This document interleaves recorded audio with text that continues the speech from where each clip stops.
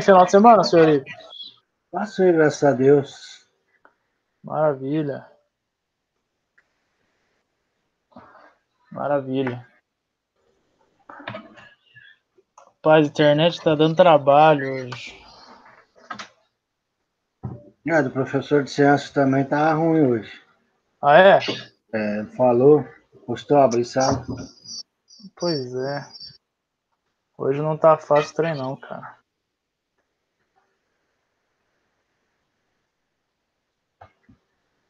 Vamos então à nossa segunda aula.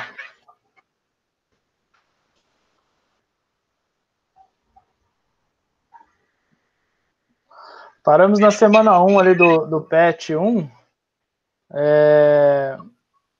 E vamos trabalhar ele aí o primeiro.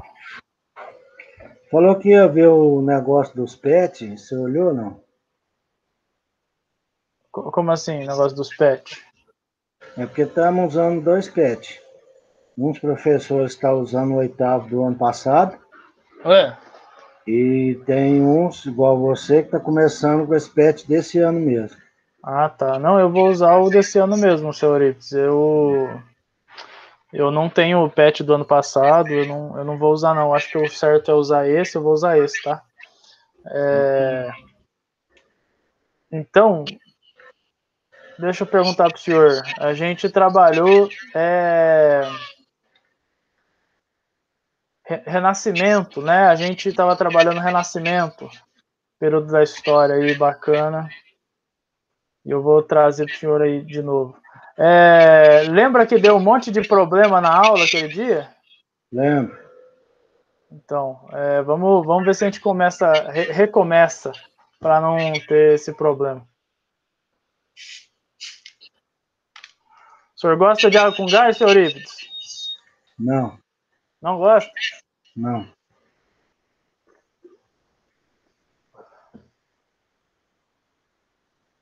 Então, vamos lá, então. Ó. Eu estava perguntando porque o Alexandre passou o pet, sabe? Ah, tá. Aí eu xeroquei todas as matérias. O senhor xerocou o novo do que a gente está trabalhando? O 8º do ano passado, mas para mim é novo, né? Porque eu não fiz o 8º ano passado. Ah, tá. Ô, senhor Eurípides, o senhor me desculpe, eu não sabia que o senhor ia xerocar ou imprimir e tal. Porque senão eu tinha falado para o senhor fazer pelo novo. O novo, na primeira semana, o senhor tem ele? Eu tenho só aqui na tela. Tá, então tá bom. A gente vai discutir a primeira semana, então, tá bom? Ok.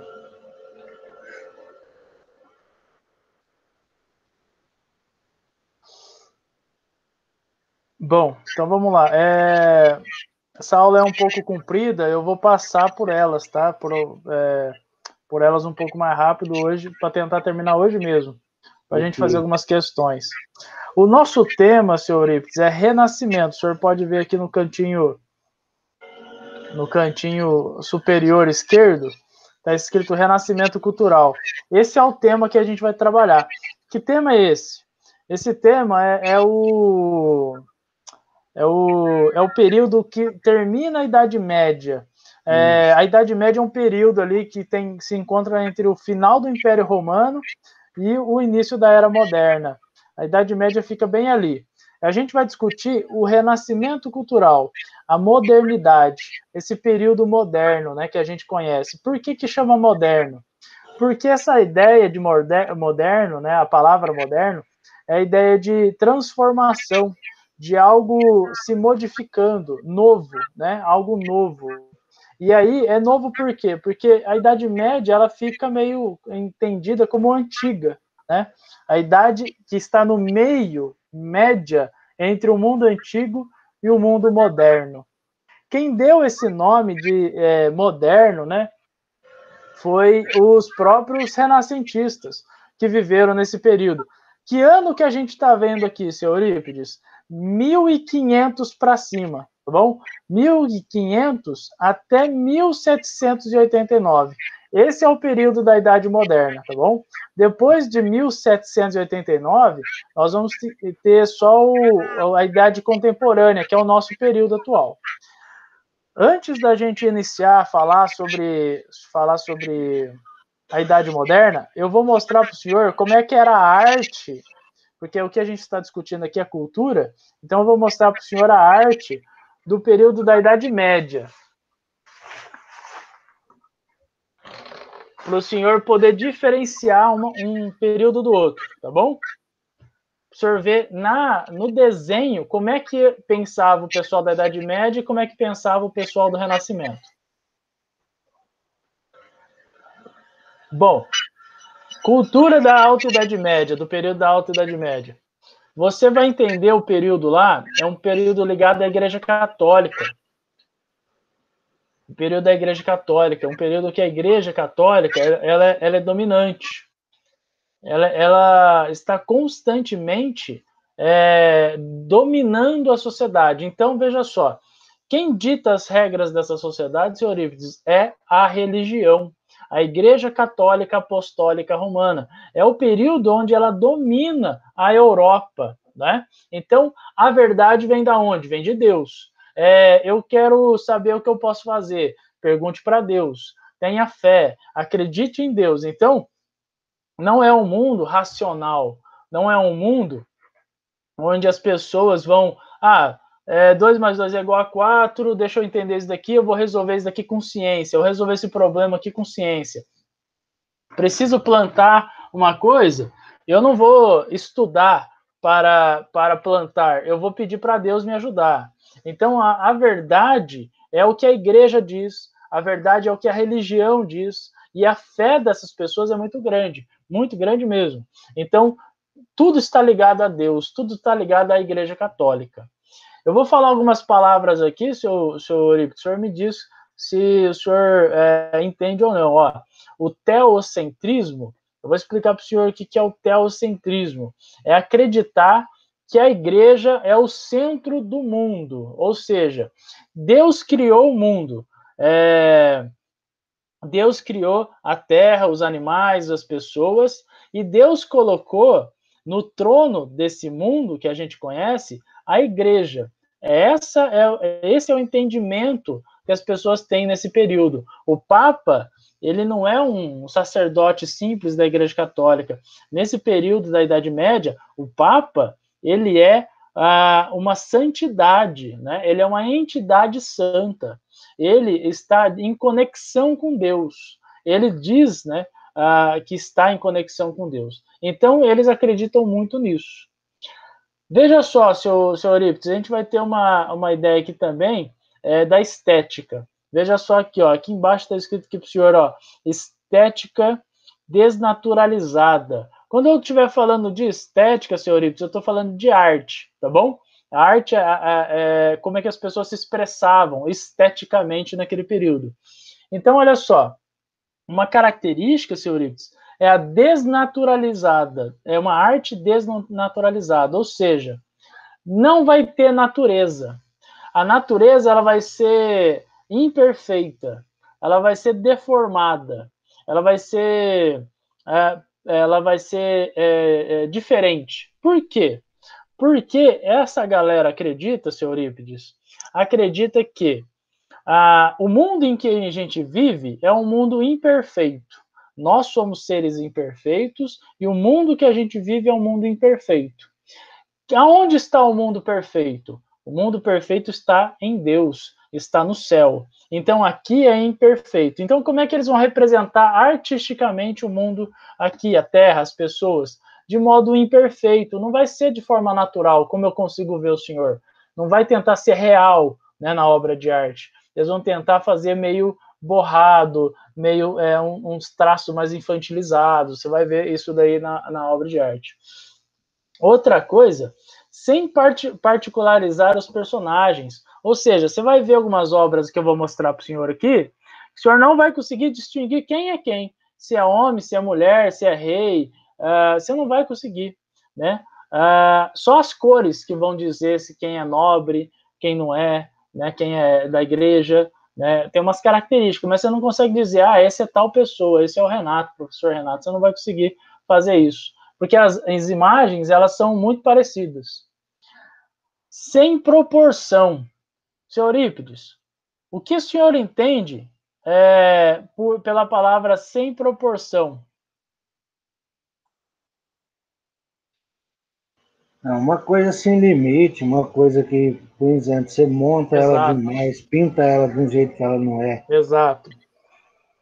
Então, Imagina uma pessoa tentando me desenhar, vai desenhar, ela não pode fazer minhas pernas muito maiores do que são, porque senão vai ficar sem proporção. Então, mas isso tudo é proposital, porque já que o mundo aqui é imperfeito, eles vão fazer desse jeito. Outra coisa, sem perspectiva. Como assim? Eles não vão ter profundidade, você não vai conseguir falar assim, olha, aquela imagem lá está lá atrás, aí tem um cara aqui na frente. O senhor vai ver que todo mundo vai estar na mesma linha, né? Todos os personagens vão estar muito apertadinhos entre eles. E o uso da cor para informação. Então, quem é nobre vai estar pintado de azul, ou vermelho. Então, as cores, né? É um mundo sem cor. Porque imagina isso, senhor Eurípides. A cor da roupa feita de algodão cru, é bege, não é branca, é bege. E essa é a roupa da maioria das pessoas que vão viver na Idade Média. Por quê?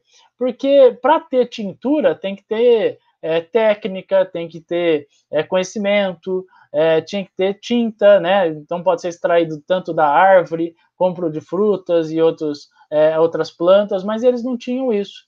Quem vai ter isso daí é só lá na China, na Índia, aí eles vão fazer aqueles panos bem coloridos. A Europa não. A Europa vai ter roupa de couro, né? Vai ter roupa do algodão cru. Então é tudo sem essa cor. O senhor vai ver que quem é rico é da igreja ou é nobre vai ter cor. Quem é pobre, quem é o servo, ele vai ficar sem cor, assim, tipo um bege.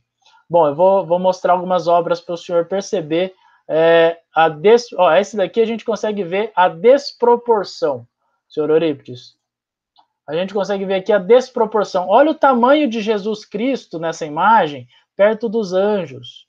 São diferentes, são menores, né? Olha o tamanho, olha o jeito que é o pé, é deformado, né? Então, como é deformado assim, é desnaturalizado, não é natural, não é real, né? Olha tamanho da mão de Jesus Cristo, enorme, né?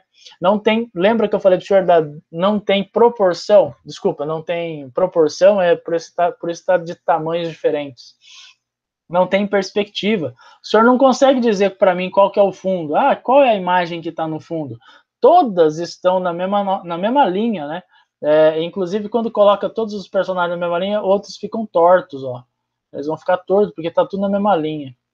Então, veja só, aqui nós temos uma representação artística da Idade Média. Esse tipo de característica. Eu vou passar por outras obras para o senhor perceber outras características da obra da Idade Média. Olha essa daqui. Todos na mesma linha. Né? Todos na mesma linha. Aqui dá para perceber que são homens da igreja, né? Desenhos aqui e tal. Aqui, ó, a pessoa um cetro na mão, que tem uma cruz. Né? Aqui a auréola, né, de santo, né? A pessoa é santa. Mas veja só, todos na mesma linha, o mesmo tamanho. Você não consegue dizer quem que é quem, qual é o nome da pessoa, você não consegue dizer. Os pés, olha os pés, parece dois conezinhos aqui, ó, parece duas bolachinhas os pés. Não tem naturalismo, né, na obra. Olha outra obra aqui. Esse daqui é uma iluminura, senhor Eurípides. O que é uma iluminura? É um desenho dentro de uma letra. Olha, esse daqui é um A. Esse daqui é um texto, tá? Esse daqui é um livro. É onde a gente ampliou bastante e conseguiu tirar essa foto aqui, ó, essa imagem. É um A grande, assim, ó, onde ele começa um parágrafo, sabe? E aí nós temos aqui dentro desse desenho, olha lá, desproporção, não tem profundidade. A gente consegue ver pela cor que são pessoas nobres, né? Então aqui nós temos o nobre, que é o guerreiro, aqui nós temos o membro do clero, que é sempre representado com essa careca aqui, ó, porque ele está recebendo a luz de Deus, né? Deus está enviando a luz para ele na sua cabeça, iluminando a sua cabeça. E aqui nós temos o servo representando aqui no canto, olha a roupa, olha a cor, né? Um pouco mais bege e tal, suja, marrom, né? E a enxada, né? Caracterizando o trabalho, né? Esse cara é o cara que trabalha. Olha outra imagem aqui, esse daqui é outra iluminura, é outra letra também, ó, você pode perceber, tem uma letra aqui, né, nós estamos vendo uma letra, e aqui, ó, olha a desproporção, seu Eurípides, olha o tamanho da mão desse camarada aqui, né, que provavelmente é um sacerdote da igreja, tentando curar essas pessoas da peste. Seu Eurípides, dá para dizer quem é quem nessa imagem aqui? Olha que coisa engraçada. Todos têm o mesmo rosto, ó. São todos gêmeos, né? Exato, todo mundo é gêmeo, tu não é parente aí. Todos são parentes. Então, olha a outra imagem aqui, ó. Também temos aí a questão do rosto. É esse rosto aqui, ó, que o senhor está vendo aqui, sendo coroado, né, que é o nobre, é o rosto dos amigos aqui do lado, no canto esquerdo também. Provavelmente é o desse daqui também, e é o desse daqui também. Então, todos com o mesmo rosto. Por que eles fazem isso, senhor? Eles são ruins para desenhar? Não. É tudo muito bem pensado, porque eles acreditam que aqui na Terra é uma vaidade você ficar dando individualismo às pessoas. Lembra que a igreja, ela prega a humildade, ela não prega a vaidade, né? É um dos pecados capitais da igreja. Então, desenhar com exatidão para demonstrar a beleza do corpo da pessoa, eles não fazem isso. Eles querem mostrar a pessoa ali, tal, legal, representar o momento, mas eles não querem individualizar. Por quê? Porque é uma sociedade pensando para o coletivo. O clero organiza a sociedade, a igreja organiza a sociedade, os nobres protegem a sociedade, né, lutando, os cavaleiros medievais, né, e os servos, eles trabalham, eles alimentam essa sociedade. Então, raramente a gente consegue falar, tal servo fez tal coisa. A gente não sabe dizer o nome dessas pessoas, porque não era registrado isso. Agora a gente consegue saber o nome dos reis, né? Nome dos papas, mas a gente não consegue dizer com profundidade assim o que essas pessoas, né, eram, né, no caso dessas imagens. Outra imagem aqui, ó, outra iluminura, tá? Eu vou passar um pouco mais depressa para a gente conseguir vencer. Outra iluminura também. Perceba que não tem profundidade, não tem proporção. O senhor vai ficar chocado quando o senhor vê uma obra de arte com proporção.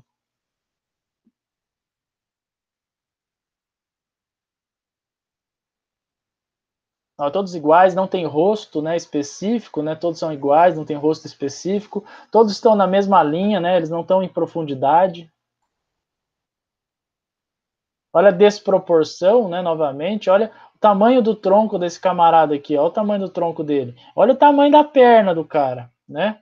Perceba também que são membros da igreja, que tem a cabeça raspada, são monges. Os monges, eles são especialistas na oração, seu Eurípides, especialistas na oração. O senhor sabia que aqui em Uberaba tem um convento, né, de freiras que elas rezam pela humanidade? O senhor sabia disso? Sim, sabia. Pois é, rapaz, eu fiquei sabendo, quando eu conheci, cheguei em Uberaba, eu fiquei assim, não sabia que existiam essas coisas. Elas não saem de lá, elas são muito parecidas com esses monges, né, que são especialistas na oração, e encontrar em contato com Deus, rezar pela humanidade, eu não sabia disso não. E aí eu descobri esses tempos, quando eu vim para cá, para Uberaba, faz uns 10 anos. Embaixo aqui na São Benedito, aqui, lá tem a missa todos os dias. Pois é. Aqui, senhor Eurípides, são os monges copistas. Veja que não tem proporção, veja que não tem perspectiva, veja que a gente não consegue identificar a pessoa, o rosto de uma pessoa não é desse jeito, o corpo da pessoa não... Oi? Ele é inteligente, ele escreve com as duas mãos. Esse daí é habilidoso. Esses daí são os monges copistas. Ficava para a Igreja Católica, de um certo modo, bem negativo, né, eles dominavam a intelectualidade, só eles liam, só eles estudavam. O resto da população, elas eram analfabetas, elas não liam, não tinham contatos com livros, e poucos livros existiam. E o que os monges copistas faziam? Eles copiavam exemplares, né, então eles copiavam livro por livro para fazer uma cópia, né, então são os monges copistas. Trabalhinho árduo desse camarada aí. Mais uma representação do monge. Agora essa imagem é interessante. Olha como ela é desconfigurada. Ela é uma imagem, ela é meio borrada. Por quê? Porque eles acreditam que o mundo em que nós vivemos, o mundo sensível, o mundo que a gente interage através do toque, do olhar, do sentido, ele é imperfeito. Nós não podemos confiar nesses sentidos nossos, né? É só na fé que a gente pode confiar. Então, as imagens, as representações também são assim. Olha lá, novamente, desconfigurada, uma paisagem muito feia. Olha lá, a paisagem não é desse jeito, né? E tá lá um monge copista. Uma representação da Bíblia, né? O tema era sempre bíblico. Aqui nós temos uma imagem, né? Uma representação do Apocalipse, né? Então monstros do inferno viriam pegar as pessoas, né? Tocando aqui os anjos tocando as trombetas do Apocalipse. Aqui é uma imagem antiguíssima de uma cidade medieval. Outra imagem antiguíssima também de uma cidade medieval. Agora eu vou falar um pouco para o senhor da arquitetura da Idade Média, para o senhor sentir a diferença da arquitetura do período moderno. Essas igrejas, senhor Eurípides, o período medieval, ele é feito para durar. Por quê? As pessoas estavam passando por várias e várias e várias invasões bárbaras, né? Os povos bárbaros tentando invadir a Europa e dominar a Europa. Vários conseguiram, né? A gente vai ter o povo o franco, os germânicos, a gente vai ter também os nórdicos invadindo a França, dominando a Inglaterra. Então vai ter vários povos tentando. Então o que as igrejas tinham que ser construídas? Para durar. Então eram grandes blocos de tijolo rígidos, né, feitos para durar. Então não podia ser muito alta, porque senão podia cair o teto, né, as paredes não aguentarem. Então as paredes são bastante sólidas, poucas janelas, né, para ter maior durabilidade. A nave central, que é a entrada, né, a entrada aqui que o senhor pode ver aqui no cantinho esquerdo, a nave central, ela é baixa, tá bom? Para manter a estrutura, porque se a gente colocar nos pilares aqui, ó, esses tijolinhos aqui em volta, nós percebemos aqui uma dispersão, né, do peso, no peso do teto. É o chamado de arco românico, que vem lá do Império Romano, essa característica aqui. Vou mostrar outra para o senhor ver, tanto que é legal. Outra imagem de uma igreja medieval, como o senhor pode ver, bastante fechada, né, até que são altas, mas vidros pequenos, né, não entra tanta luz, lá dentro é cheio de luz, né, cheio de vela para manter a luz lá dentro, assim. Então a nave central também baixa, o senhor pode ver. Eu vou mostrar para o senhor algumas igrejas, o senhor vai ficar chocado com o tamanho. Esse é o período que inicia o período moderno, tá? Nós vamos ter uma arte. Olha a diferença da nave central dessa daqui, senhor Eurípides. Olha o tamanho do bicho. Olha a altura. E aqui a gente não usa mais o arco românico. Nessas igrejas modernas, a gente vai usar as ogivas. Ogiva é igual ponta de míssil mesmo, de ogiva nuclear, né? Eles são arredondados, elas não são um triângulo, né? Não faz um triângulo, ela faz um arredondado.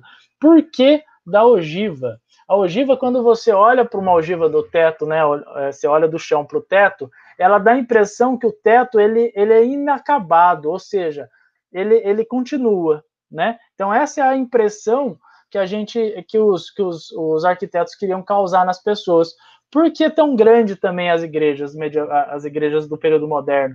Porque eles estão pensando o seguinte: a igreja não é a casa de Deus? Sim, então é a casa de um homem grande, né? Deus é grande, o tamanho da potência de Deus. Então é para a pessoa se sentir lá dentro, de fato, pequeno perante o poder de Deus, né?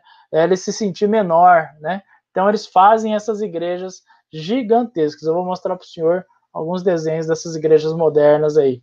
Olha aqui, nós temos uma característica de uma igreja moderna, extremamente alta, uma ou duas torres, né? Temos várias janelas nessa daqui já.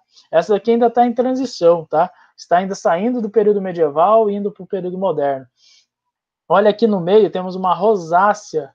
Olha aqui, isso aqui é chamado de rosácea, que é um grande vitral onde bate muita luz, né? E essa luz ilumina lá no altar, né? Onde o padre vai rezar a missa e tal. Então a luz bate bem ali certinha e ilumina o altar, onde vai estar a cruz de Jesus, né? A representação de Jesus aí. E é muito colorido, né? Mas ainda estamos numa fase de transição. Vou mostrar uma para o senhor que já passou pela transição. Essa daqui, senhor Eurípides, o senhor pode ver que é uma outra igreja, chama-se Notre Dame, lá na França, o senhor deve ter ouvido falar, aconteceu até um incêndio lá, mas ainda está de pé a igreja. É uma igreja do século XII, né? Do século XII, XIII, 1200, né? 1200 e pouco. Aqui, o senhor pode perceber que não tem mais aquelas paredes grossas de lado. Agora a gente tem arcos batentes. Os arcos batentes, eles são batentes mesmo da parede, segura a parede. Então, já que não precisa mais daquela parede grossa para segurar o teto, né, para ele não cair, e tem agora esses pilares, né, são esses grandes pilares do lado, não precisa mais de tanto muro, né? Então eles encheram de janelas. E aí, ao contrário da igreja medieval, aqui a igreja moderna vai ser de muita luz, porque a luz é muito importante para essa galera. A luz ilumina, dá clareza, Deus ilumina, né? O ambiente, dá clareza para a gente, né? Então é essa a ideia que eles estão querendo passar. Agora eu vou mostrar uma sequência de imagens para o senhor dessa igreja aí, o senhor vai ficar um pouco chocado, eu tenho certeza. Olha lá dentro, seu Eurípides, olha o tamanho do bicho. E olha quanta luz lá dentro, seu Eurípides. Olha também o teto de ogivas, seu Eurípides. É cheio de ogivas, ó. Vai fazendo ogivas. Olha mais uma imagem aqui. Isso aqui é a imagem do órgão, né? Aquele instrumento musical das grandes igrejas. Gigantesco. Olha o tanto de luz lá dentro. Olha o tamanho da igreja, seu Eurípides. E olha o tanto de janela. É janela, janela, janela. Janela, no caso, é vitrais, né? Então a luz, onde está, ela bate, ela entra e ilumina lá dentro. E esses vitrais, seu Eurípides, todos eles são desenhados. Todos eles carregam o quê? Uma imagem da Bíblia, né? Uma passagem da Bíblia. Então todos eles são desenhados. Uma criança jogando bola do lado dessa igreja aí, meu Deus do céu, perigo.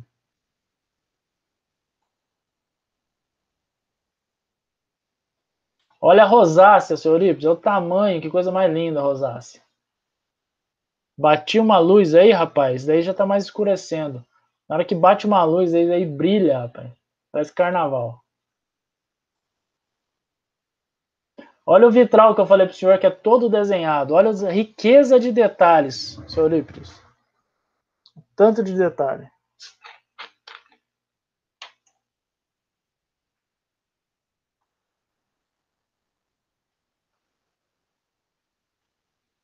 Mais uma imagem lá de dentro.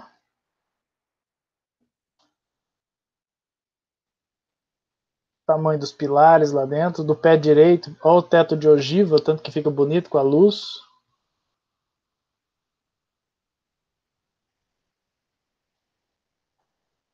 Olha a riqueza de detalhes.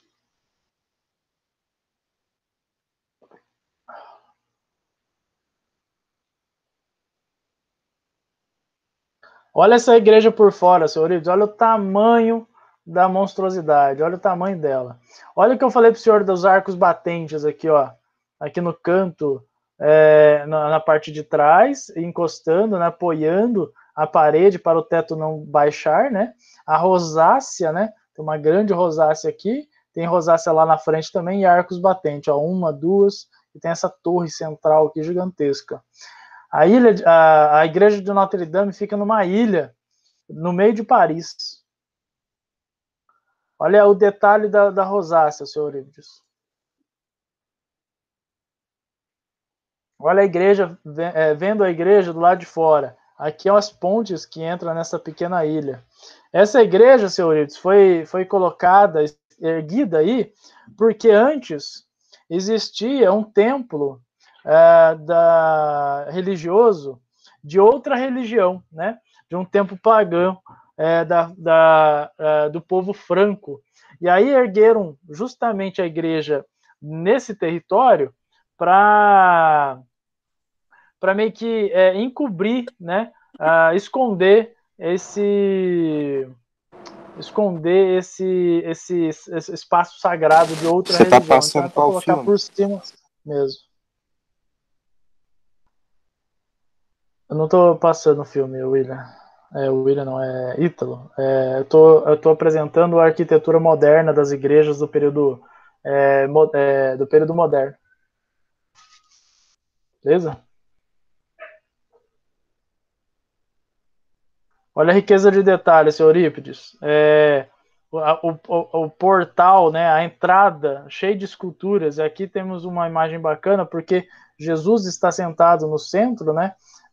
Deus Pai, né, no centro. E aí nós temos os apóstolos aqui do lado, né, nessa parte inferior aqui, ó, que o senhor está vendo aqui. Vou ver se eu consigo dar uma aproximada aqui a Jesus. Beleza? E aí aqui embaixo nós vamos ter os apóstolos aqui e do outro lado também. E aqui são as almas indo para o céu.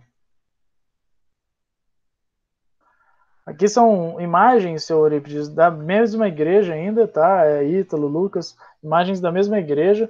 Aqui é a igreja de Notre Dame, né? E aí a gente está vendo os gárgulas. Esses gárgulas ficavam colocados aí sobrepostos na ponta da igreja para lembrar a população de que o demônio, né, o mal, ele está à espreita, ele está olhando as pessoas. Então, para lembrar as pessoas de que toda hora você está sendo observado e pode ser tentado ao mal, né? Então, os gárgulas representam aí essas figuras aí demoníacas nos pés das igrejas, né? No caso, nos batentes das igrejas aí.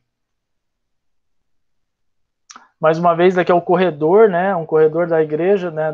De Notre Dame. E aí nós temos o teto cheio de ogivas, né? Muito alto, pé direito gigantesco, para você se sentir pequeno, se realmente se sentir dentro da casa de Deus. Então, olha o tamanho dessa igreja. Essa daqui é uma igreja moderna. Olha a diferença da igreja moderna, senhor Eurípides, para essa igreja aqui, ó. Olha a diferença, senhor Eurípides. Conseguiu perceber? Diferença enorme. Enorme. O tamanho, a luz. Aqui no Brasil a gente tem uma também, ó. Essa daqui é lá na Avenida Paulista, lá em São Paulo, ó lá. É uma igreja do estilo gótico. O estilo gótico, ele sempre tem muitas pontas, né? As igrejas têm muitas pontas, são enormes. Tem a rosácea aqui no centro, beleza? E tem os arcos batentes aqui do lateral para segurar o teto da igreja. Senhor Eurípides, o senhor conhece alguma igreja aqui em Uberaba que tem esses arcos batentes do lado? Rapaz, falar a verdade, nunca parei para reparar. O Ítalo, você Verdade sabe, Ítalo? A sua tela tá demorando pra mudar pra mim. Sua voz tá normal, mas tá travando sua tela. Tudo bem. O Eurípides, a São Domingos. A igreja São Domingos, ali para cima do Hospital da Criança. Acho que em cima da Biblioteca Municipal. Ah, sei que é na esquina da Lauro Borges, ali com esse Mundo Mendes. Isso, ela é gótica, é o estilo gótico. É a primeira igreja dos dominicanos, né? No Brasil, é a igreja São Domingos. Bom, então vamos entrar agora no Renascimento. Olha só as características do Renascimento, senhor Eurípides, Ítalo e Lucas. Olha que legal. É esse período que a apostila de vocês está trabalhando, o PET 1, semana 1. E aí a gente vai discutir aqui algumas características para encerrar a nossa aula e ver, né, as imagens, a diferença da arte da Idade Média para o Renascimento moderno. Bom, Senhor Eurípides, a principal característica que eu trouxe para você, e Lucas e Ítalo, da Idade Média, é que a razão, né, a fé é a verdade desse mundo, né? A fé é a verdade do mundo da Idade Média. Jesus, Deus, a igreja, eles são o centro de todas as demandas da população, né? Então eu vou à guerra, eu vou por quem? Eu vou por Deus. Eu trabalho por quê? Por causa que Deus me pediu. Eu obedeço à igreja porque Deus me pediu. Então tudo é muito voltado para a religião. O renascimento cultural não. Apesar das maiorias das obras, né, essas pessoas elas não são ateias, não é que elas não acreditam em Deus, nada disso, pelo contrário. O que eles entendem, senhor Eurípides, Ítalo e Lucas? Eles entendem que se Deus fez a gente do jeito que a gente é, bonito, inteligente, ele quer que a gente use. Então, usar a razão, pensar, valorizar o nosso corpo, valorizar a natureza, é valorizar a criação de Deus, né? Então, o que eles estão pensando? Nós somos criaturas divinas. Olha essa frase aqui, que legal. Essa frase aqui no canto direito aqui. Ó criatura divina, vestida em trajes humanos. Essa é uma frase do Renascimento. Eles acreditam que nós somos criaturas divinas, criadas por Deus, né, a sua imagem e semelhança. Então, nós somos belos, nós somos inteligentes e também temos que valorizar isso. Então, eles vão desempenhar um grande papel, uma modernidade, algo novo acontecendo, né, uma evolução do pensamento aí. Então, olha só, a primeira característica aqui, apontada na característica do renascimento cultural, é humanismo. Humanismo, o que é humanismo? Humanismo é a valorização do homem, valorização daquilo que é humano. Então, se eu pinto, se eu desenho, se eu planejo, se eu sou um grande guerreiro, eu tenho que valorizar essas coisas, porque valorizando essas coisas, eu valorizo também o trabalho de Deus. Antropocentrismo, essa palavra significa o seguinte: antro, homem, centrismo, no centro. Então é o homem no centro. Antigamente, na Idade Média, era teocentrismo, a igreja no centro, agora não, agora é o homem, é a valorização do homem. Outra coisa, senhor Eurípides, Ítalo e Lucas, nós temos aqui a valorização do racionalismo. O racionalismo é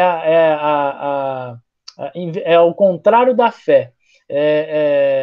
Em vez da gente valorizar a fé, né, a gente vai valorizar a razão, o pensamento racional. Se a gente consegue provar através da razão as coisas, maravilha.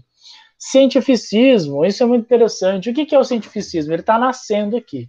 É acreditar que a ciência responde às coisas. É acreditar que a ciência ela dá conta de responder às demandas da sociedade.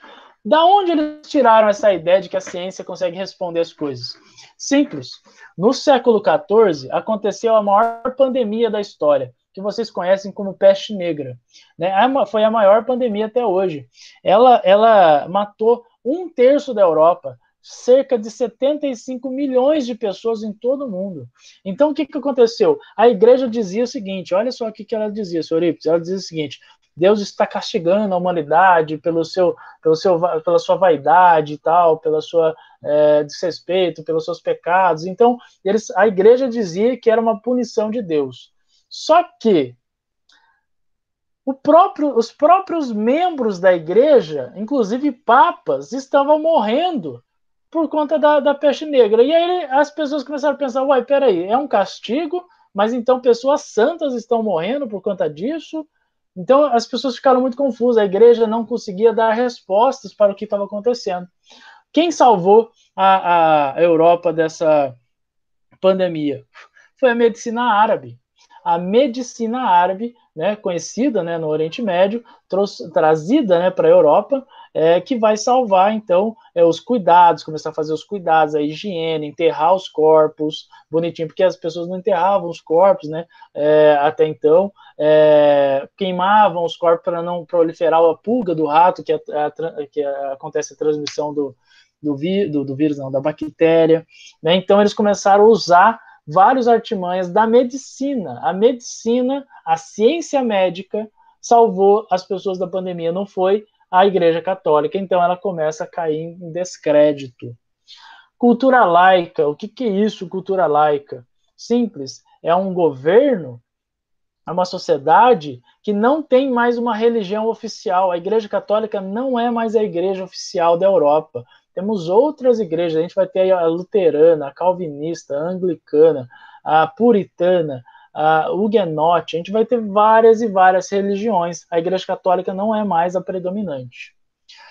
A palavra renascimento, senhor Eurípides, Ítalo e Lucas, quer dizer renascer, ou seja, nascer de novo. Eu não sei.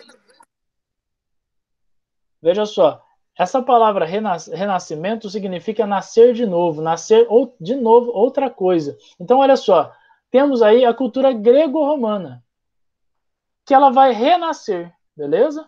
Essa é a palavra, esse é o significado da palavra. Então, nós temos aí o renascimento da cultura grego-romana, que é uma valorização do corpo, da natureza, né, do indivíduo, né, dos pensamentos do período do grego-romano. Outra coisa, uma visão dinâmica do mundo. Eu não sei se é meu celular, mas só que a ligação travando muito. Eu acho que é o seu celular, parceiro. Uma visão dinâmica do mundo. Veja só, o que é uma visão dinâmica do mundo? Ela não é mais estática como era a Idade Média. A Idade Média a gente vai ter um período ali onde as pessoas plantavam, esperavam desenvolver, né? Depois ia lá, colhiam. Então era o tempo da natureza, passando bem lentamente. Agora não. Nós vivemos, a maioria das pessoas ali na Europa, mudando, né, de áreas, indo para a cidade. Então eles têm uma visão dinâmica do mundo. Ou seja, tem também as navegações, senhor Eurípides. Veja só, Brasil está sendo encontrado por Pedro Álvares Cabral em 1500, e a gente está falando justamente desse período. O continente americano está sendo encontrado, né, por Colombo em 1492. Os portugueses já estão fazendo a rota, né, para chegar na Índia. Então, veja só, eles estão navegando, né, por vários mares, então é uma visão muito mais dinâmica, não é mais estática, as coisas estão acontecendo, né? Na Europa, toda hora chega escravos do continente africano, animais selvagens do Brasil, toras e mais toras de pau-brasil chegando, né, na Europa, então é uma visão muito mais dinâmica, não é mais aquela visão estática do mundo, né? A moral. O que seria a moral? A moral seria, a moral hedonista seria a busca pela felicidade. Deus nos criou para ser feliz, e não para ficar, né, triste e tudo mais. Então, eles vão buscar o hedonismo. O que é o hedonismo? Ser feliz. Eu sou feliz viajando, eu sou feliz pintando, eu sou feliz sendo arquiteto, então eu vou buscar a felicidade. Outra característica, senhor Eurípides, para finalizar aí, algumas das características, é o individualismo. Agora, senhor Eurípides, Ítalo, vocês vão conseguir olhar para o quadro e falar quem é aquela pessoa. Porque na Idade Média, você olhava para o quadro ou para a imagem, você não conseguia distinguir quem que era, quem que não era. Agora vocês vão ver várias imagens e vão falar assim, ó, isso daí é Davi, isso daí é Moisés, isso daí é a Gioconda, que é a Mona Lisa. Vocês vão olhar para os quadros e vão conseguir claramente olhar para elas e falar assim, eu sei quem é essa pessoa. Bom, o que está acontecendo na Europa, na parte política nesse período? Os países estão nascendo. Portugal foi o primeiro país do mundo moderno. A Espanha foi o segundo, depois vem França, depois vem Inglaterra. Está acontecendo o quê? Uma centralização política. Está gerando o quê? Identidade. Eu consigo dizer quem é português, quem é espanhol, quem é francês, quem é alemão, quem é inglês nesse período, porque as coisas estão italiano, porque as coisas estão acontecendo, né? As coisas estão se organizando. Bom, senhor Eurípides, sabe a burguesia, aquela famosa burguesia, ela nasce no finalzinho da Idade Média. E essa burguesia, ela vai ser mercadora, ela vai ter muito dinheiro.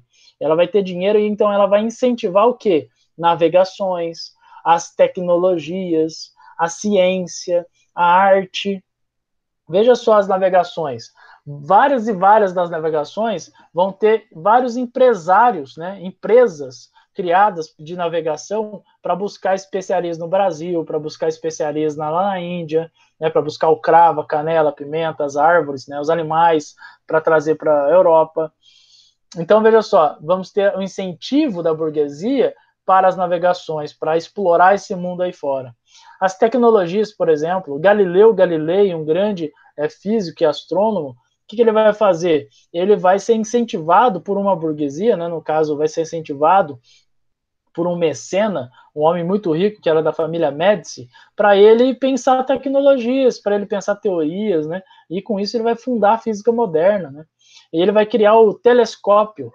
O telescópio não vai ser a invenção do Galileu, mas ele vai melhorar o telescópio, aperfeiçoar o telescópio, para conseguir ver de forma muito longe, né? Para conseguir ver longe pra caramba. A ciência vai ser incentivada, a medicina, né? E aí nós temos aqui uma frase, ó, uma frase do Renascimento, ó criatura divina, vestidas em trajes humanos. E vamos ter outra aqui, desconsidere esse último pedaço que é o trajes humanos, que eu copiei errado. Mas esse daqui é uma frase do Leonardo da Vinci, olha a frase do Leonardo da Vinci. Os que se encantam com a prática sem a ciência são como os timoreiros que entram no navio sem timão nem bússola, nunca tendo certeza do seu destino. Olha que interessante, ele está falando o seguinte, as pessoas que pensam a ciência, que pensam a prática das coisas sem teorizar, sem criar uma ciência, você vai ter pessoas aí sem norte, sem caminho. Senhor Eurípides, esse quadro aqui chama Escola de Atenas, só para mostrar para o senhor como é que a palavra renascimento da cultura grega é tão forte. Senhor Eurípides, olha que vamos observar bastante aqui, Eurípides e Ítalo, vamos observar bastante esse quadro, olha a diferença. Nós temos aqui profundidade, você consegue ver que tem um fundo lá no quadro, e ele vai se distanciando, as pessoas estão vindo do fundo para frente, então você tem profundidade, perspectiva. Outra coisa, você consegue ver e observar individualmente as pessoas. Olha aqui para vocês verem o centro aqui. Quem são esses dois caras no centro? É Aristóteles e Platão. Platão está apontando para cima. Platão está apontando para cima e Aristóteles está apontando para baixo. Eles são duas teorias diferentes, né? Pensado por esses dois caras. E aí o resto do quadro, vocês conseguem perceber outras figuras importantes. A gente vai ter aqui, ó, no canto, o Pitágoras. Olha que ele escrevendo aqui, ó, Pitágoras. A gente vai ter aqui no canto direito, não sei se vocês estão conseguindo ver, no canto direito aqui, ó, uma pessoa segurando um globo terrestre. Quem que é esse cara? É Ptolomeu, o cara que falou, um dos primeiros caras a falar que a Terra era redonda, o globo terrestre aqui, olha lá. Nós vamos ter várias pessoas, a gente consegue falar várias pessoas que estão aqui, né, nesse quadro que é de Rafael Sâncio, chamado A Escola de Atenas. Agora vamos para outra característica aqui. Tem desproporcionalidade, ou seja, está muito borrada a imagem, ou está desenhado e pintado de forma natural e mais realista possível, senhor Eurípides? O que o senhor acha? Ele está bem mais pintado e mais realista do que aqueles que nós vimos antes, né? Exato. Olha a diferença aqui, senhor Eurípides, eu vou mostrar para o senhor. Olha a diferença para esse quadro aqui, ó. Tá vendo? O senhor tá vendo a Escola de Atenas. Agora olha esse quadro aqui. Ô, professor. Olha a diferença. Fala aí, Tulo. Ó, Lucas aqui. Eu vou reiniciar o celular aqui, porque tá travando muito aqui. Fica à vontade. Ó, veja só, pessoal. Então, temos aqui uma diferença gigantesca na forma de pintar, na forma de desenhar. Vamos adiante, vamos ver mais. Olha esse quadro aqui. Senhor Eurípides, o senhor vai gostar desse quadro aqui. Esse quadro aqui, tá vendo esse anjo aqui no canto? Aqui, ó. Esse daqui, que tem essa auréola aqui, bonitinho aqui. Sim. Esse daqui foi o primeiro anjo pintado por Leonardo da Vinci, senhor Eurípides. Senhor Eurípides, esse anjo aqui, veja só, tem uma lenda sobre esse quadro aqui. Por quê? Por que Por que esse quadro é importante? Porque esse quadro, ele é um quadro coletivo, ou seja, é o batismo de Cristo. Ó, você consegue ver aqui João Batista, e aqui Jesus Cristo, e aqui dois anjos segurando, né? Dois querubins aqui segurando as vestes divinas de Jesus, né? Então você consegue identificar Jesus, você consegue identificar João Batista e os anjos. Perceba esse Jesus Cristo aqui.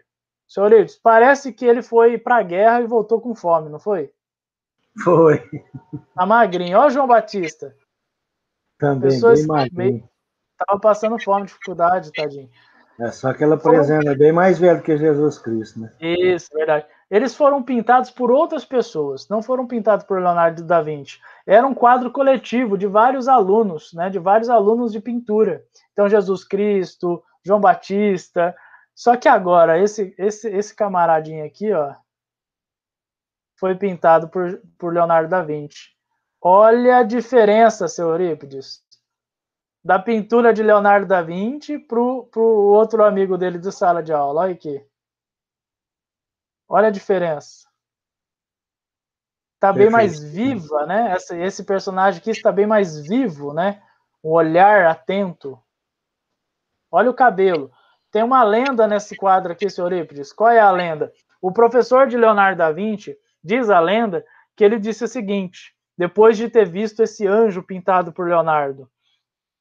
Ele disse o seguinte: nunca mais pintarei, porque é impossível chegar no nível que Leonardo chegou.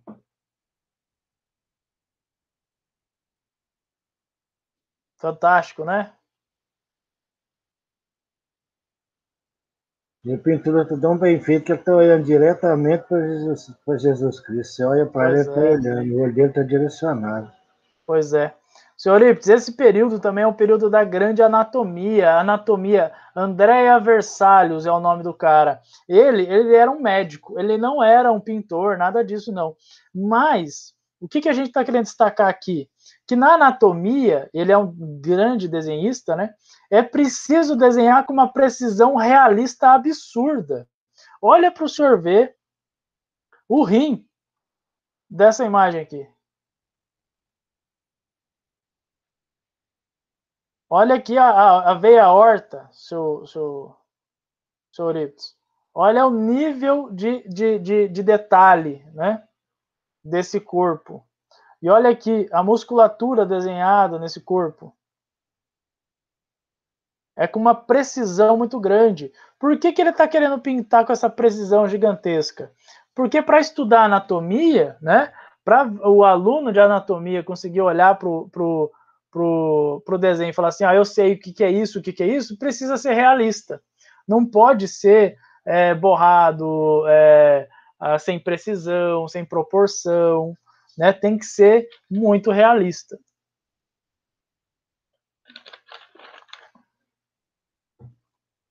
Adiante.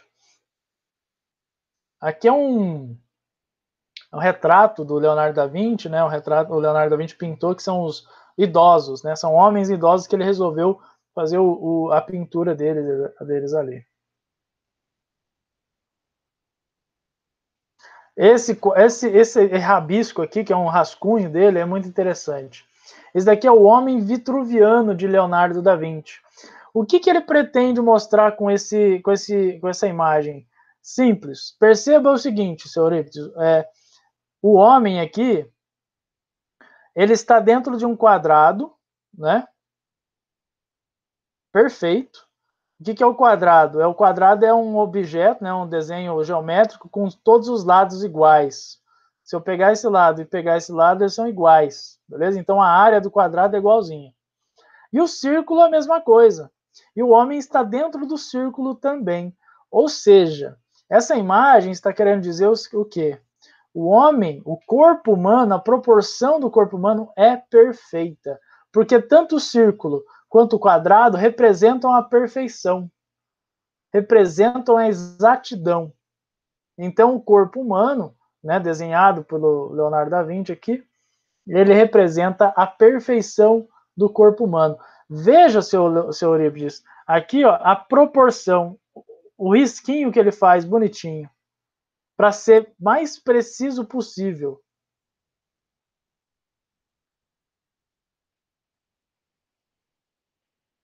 Adiante. Aqui, ó, desenhos de anatomia do próprio Leonardo da Vinci. Desenhos de anatomia. Olha aqui o tanto da precisão dos nervos, né? Que liga os músculos, dos tendões, né? A precisão. Ele cheio de anotação, fazia várias anotações. Olha aqui a precisão. Por que que eles pintam? Por que que eles? Qual é a vantagem de se desenhar anatomia, seu Eurípides, para a pintura? O que que o senhor acha que ajuda na anatomia? Por que que Leonardo da Vinci fazia vários desenhos de anatomia para pintar? Por que que o senhor acha? Imagino que é para estudos. Exato, é isso mesmo. Para melhorar cada vez mais os seus desenhos e deixar mais próximo do real possível. Olha o tanto de como ele era meticuloso. Ele quer que a pessoa, no quadro dele, esteja olhando para um certo ponto, né? Olha aqui. Então, ele faz várias linhas, bonitinho, várias linhas para saber aonde que vai estar focado o olho, né? Do personagem ali pintado. Olha a proporção, tamanho. Eles faziam muito cálculo, né? Para deixar tudo muito proporcional e perfeito. Adiante. Ops, adiante.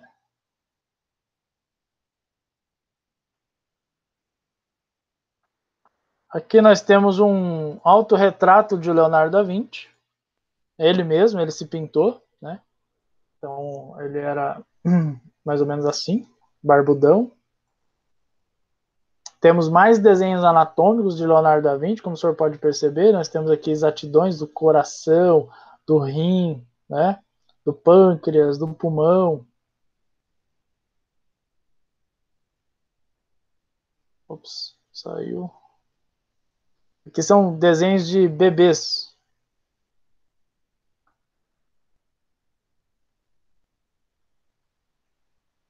Aqui nós temos o quadro, né? O quadro mais famoso de Leonardo da Vinci, que é a Mona Lisa Gioconda.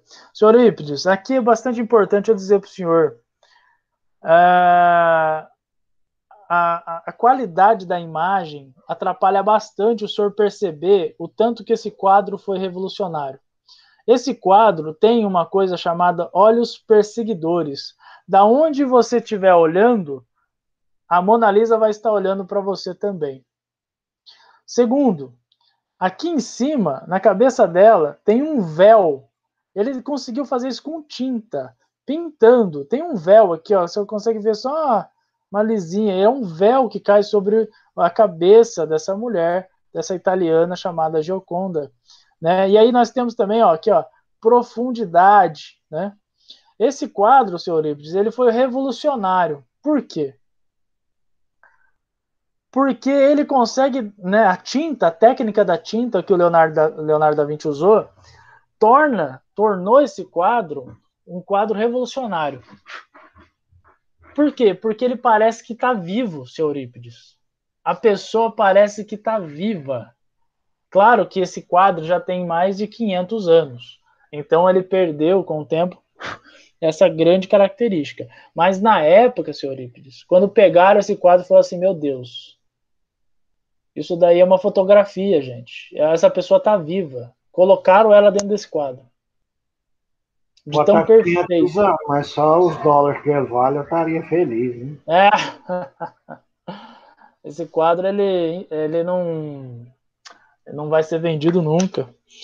O quadro mais caro do mundo, seu Eurípides, foi um quadro do Leonardo da Vinci, que é o Jesus Cristo. Ele desenhou o Salvador...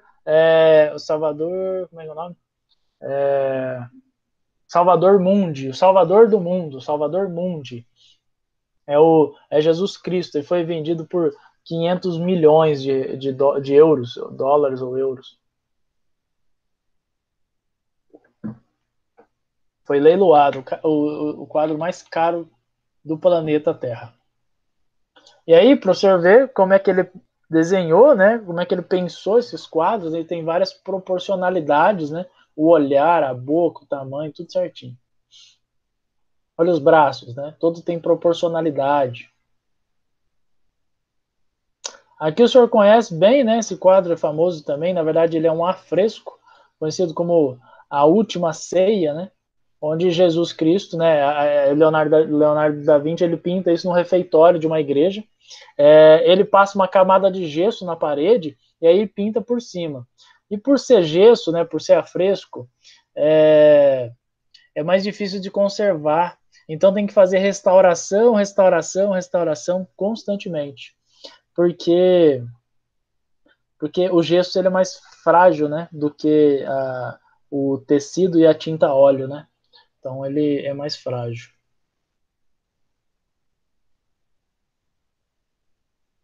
Aqui chegamos às esculturas, senhor Eurípides Ítalo. Chegamos às esculturas. Aqui já não é mais Leonardo da Vinci. Leonardo da Vinci já não fazia tantas esculturas. Aqui a gente está falando sobre o nome mais importante do Renascimento cultural. Incrivelmente não é Leonardo da Vinci. O nome mais importante do Renascimento cultural... Michelangelo. Exato, é Michelangelo. E aqui nós temos a imagem de Davi de Michelangelo.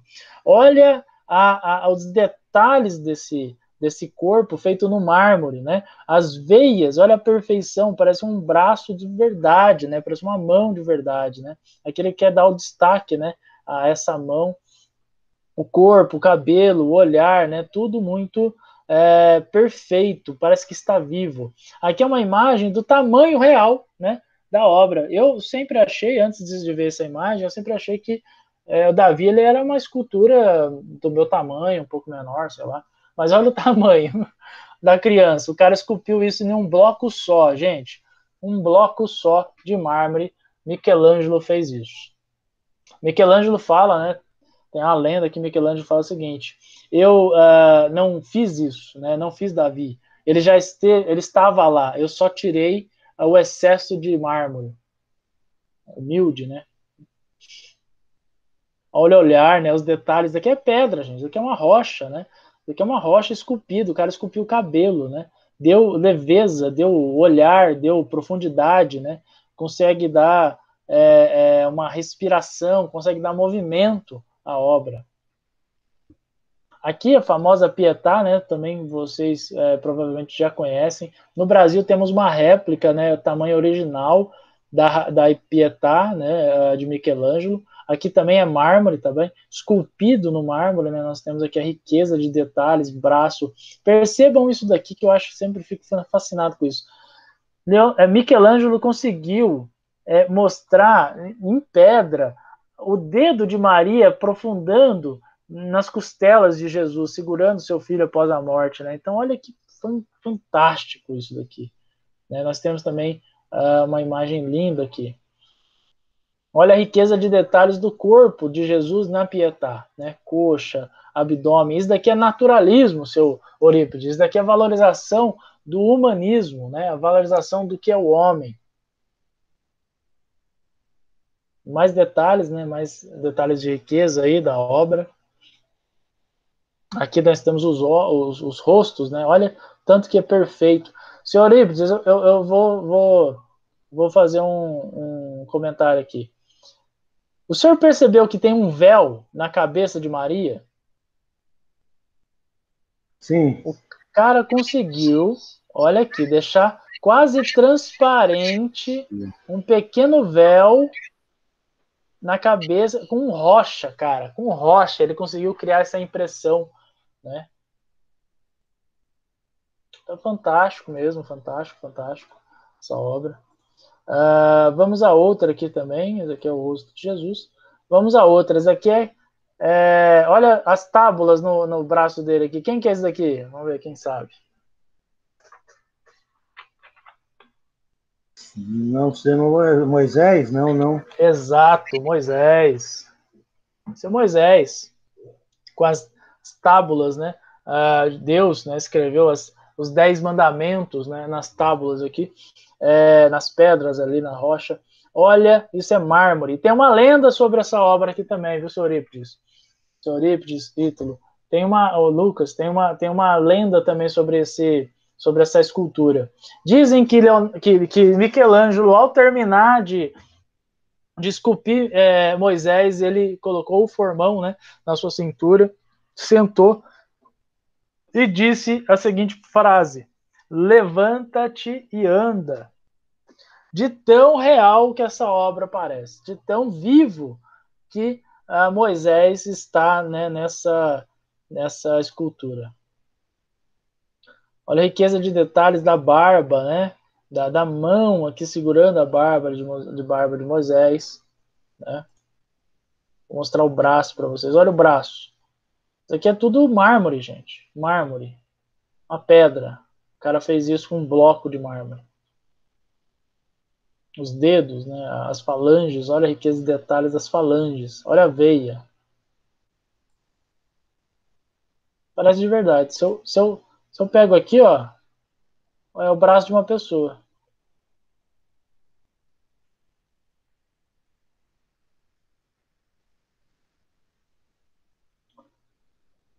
Bom, isso daqui eu vou falar com vocês semana que vem, tá?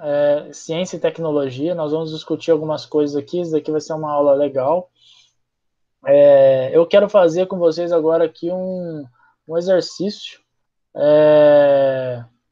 Um exercício bacana aqui. Eu vou pegar o PET, vou apresentar o PET aqui, a gente faz junto, tá? Então, senhor Eurípides, já que o senhor tem digital esse PET, o senhor faz o seguinte, escreve no caderno, semana 1, atividades, e aí coloca o exercício número 1, que a gente vai fazer juntos.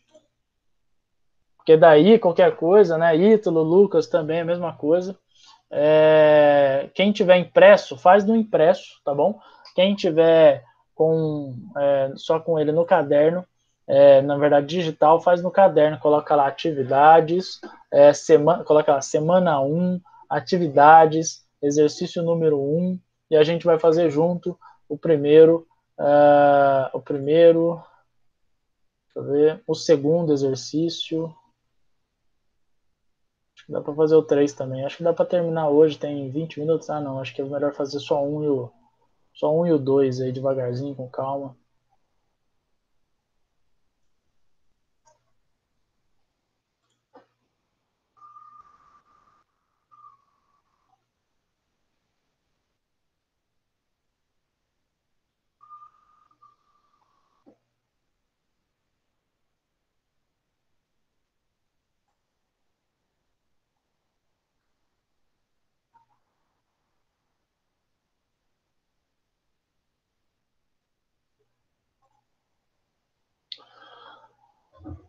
Podemos começar, senhor Eurípides, demais, Ítalo, Lucas, podemos? O Lucas está com um problema na conexão.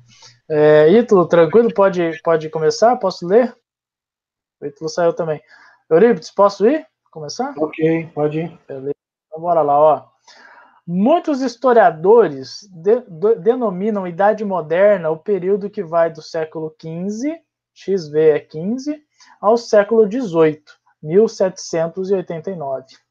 O texto a seguir discute o conceito de modernidade empregado nessa denominação. Leia-o e faça o que se pede. Bom, vamos ler então. À primeira vista, talvez haja muito poucas outras noções que contenham uma dose tão considerável de fluidez e incerteza.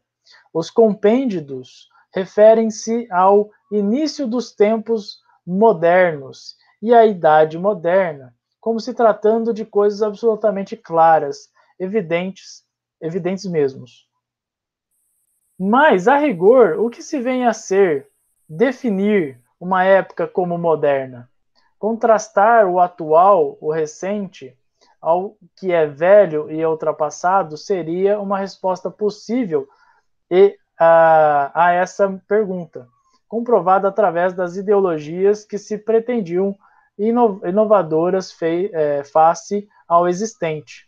Origem, assim, de sucessivas modernidades. Então, o que eles estão questionando aqui, basicamente, seu Eurípides? Simples, muito fácil. Eurípides, Ítalo e Lucas. O que está questionando aqui? Questionando o seguinte. Quando disseram, né, a palavra moderno quer dizer novo, e o antigo, né, o que veio depois, quer dizer antigo, ultrapassado. Então, quando eles colocaram que modernidade nasceu, eles estavam chamando a Idade Média de velho. né? Estava chamando a Idade Média de ultrapassado, beleza? Basicamente isso.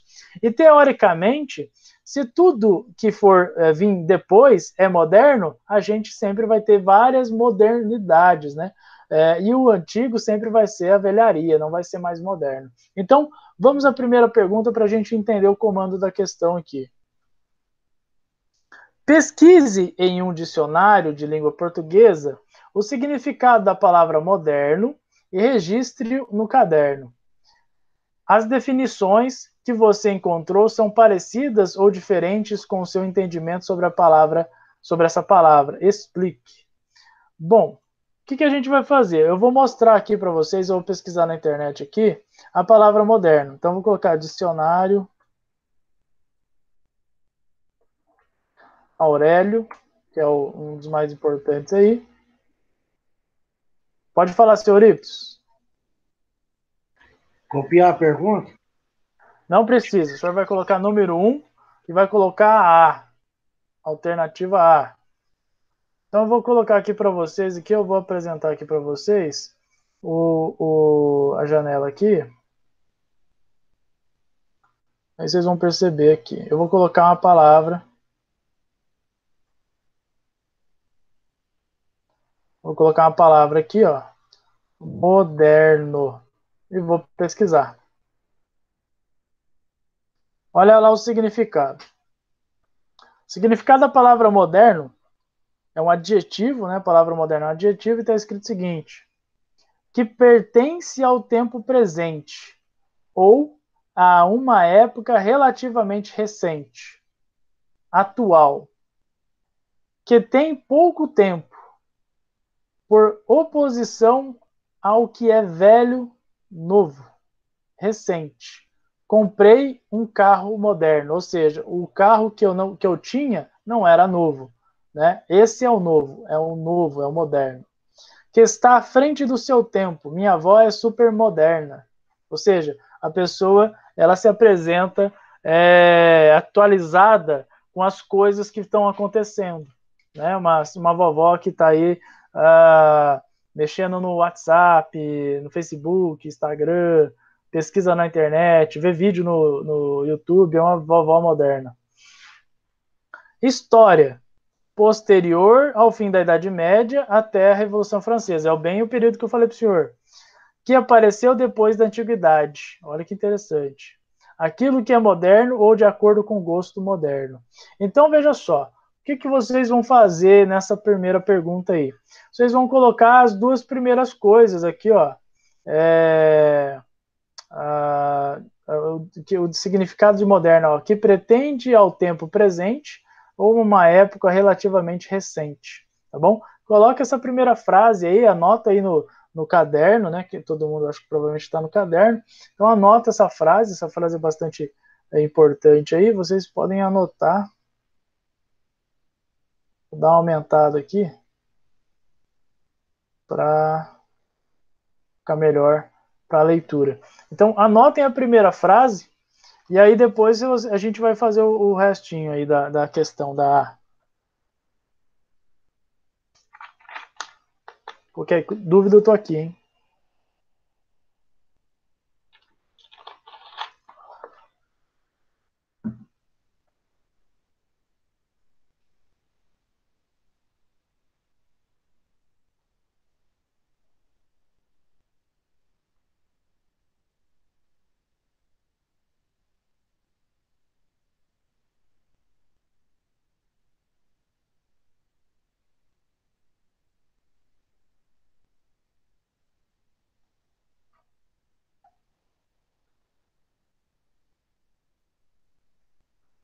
Senhor Ibis, quando o senhor terminar de copiar, o senhor dá um toque.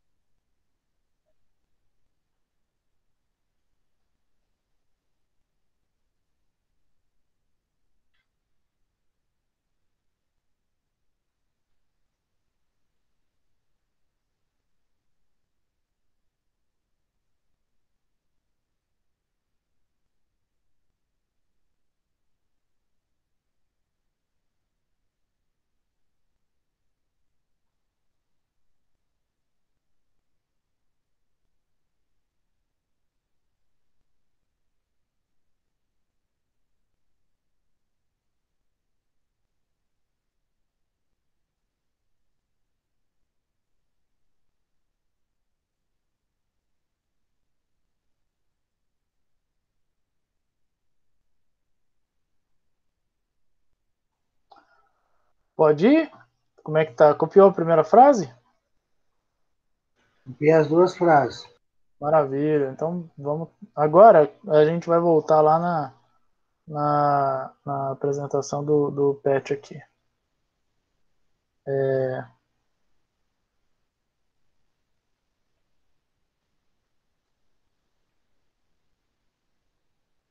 Então aqui, ó. Já que a gente já registrou, beleza. Agora, senhor Eurípides, o senhor vai colocar lá as definições que você encontrou na internet, né, no caso do dicionário, são parecidas ou diferentes com o seu entendimento sobre a palavra? Aquilo que o senhor entendia sobre moderno é parecido com o que você encontrou no dicionário?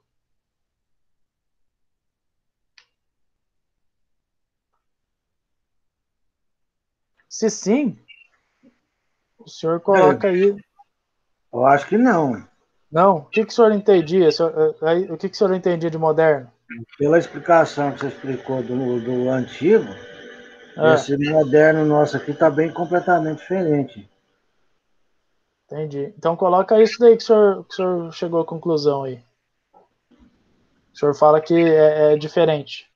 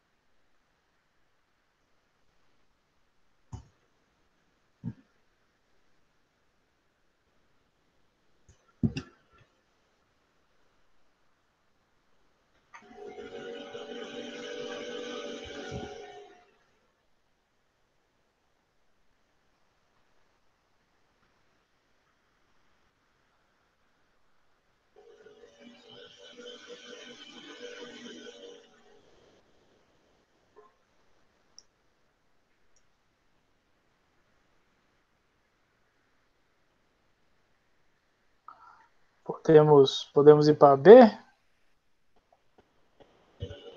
Sim. Bom, então vamos para B agora. A B é bem legal, ó. Segundo o autor, então ele está perguntando sobre o texto, de que maneira se define um período como a época moderna? E aí no texto nós temos aqui a definição. É, a, recentemente, aqui ó, o moderno é, o recente ao que é velho e ao ultrapassado. É o contraste, olha só que legal aqui, ó. O moderno é o contraste, é o contraste do velho. O moderno é o contraste do velho. Essa seria a resposta na B. A primeira resposta, porque são duas.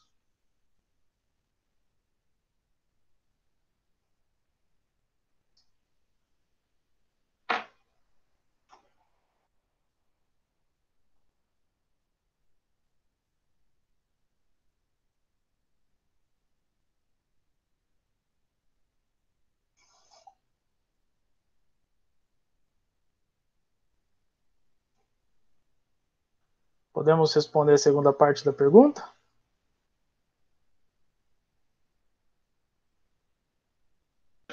Estou copiando aquele pedaço. Ah, o senhor tá vendo o PET aí? Sim, eu estou aqui na outra página. Ah, tá. Eu estou copiando aqui onde você falou. Contrastar o atual, o O recente ao que é recente ao velho. velho ultrapassado. Beleza, o senhor pode ir até o ultrapassado, tá? Não precisa adiante, não. Tá bom? Então tá.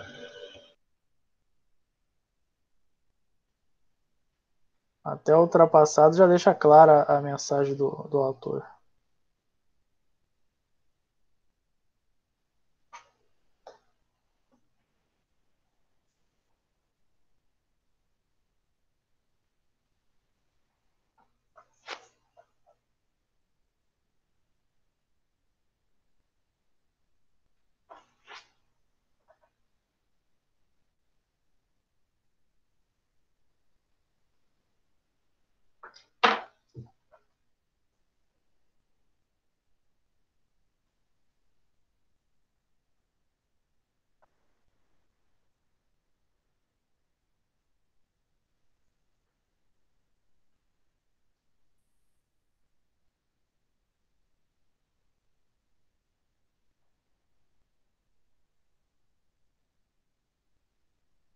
Ok. Maravilha. Agora, a B, eu vou ler com o senhor e vou responder junto. Ó.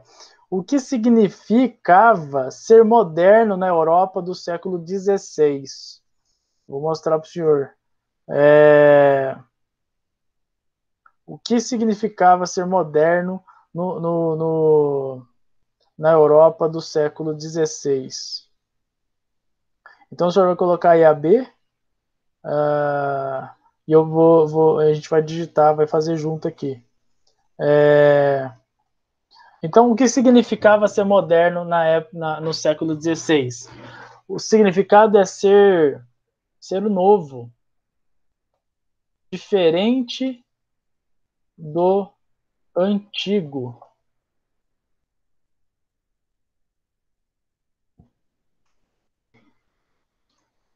Ser humanista.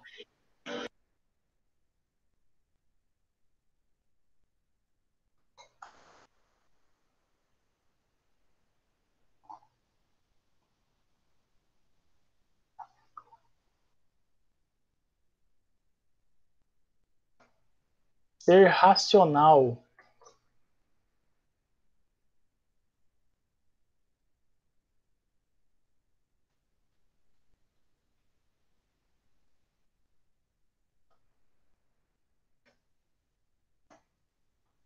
É ser naturalista.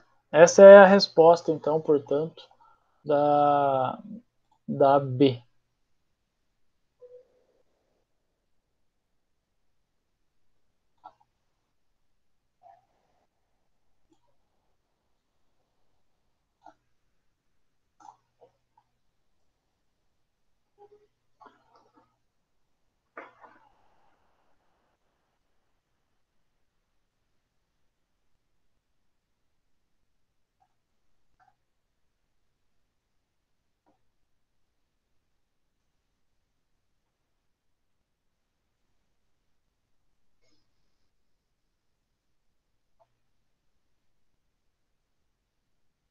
Ok.